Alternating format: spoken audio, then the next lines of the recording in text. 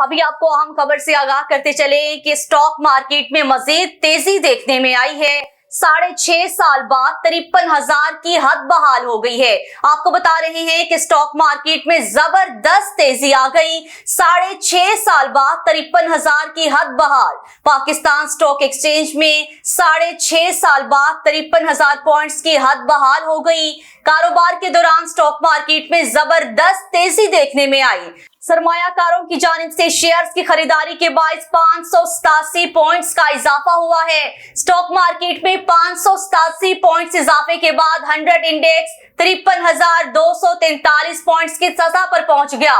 वाज़ेह रहे कि गुज़श्ता रोज 100 index 314 points इजाफे के बाद 52,656 पर बंद हुआ था। ख्याल रहे 100 इंडेक्स इससे पहले मई 2017 में दौरान ट्रेडिंग 53,127 पॉइंट्स की सतह पर था।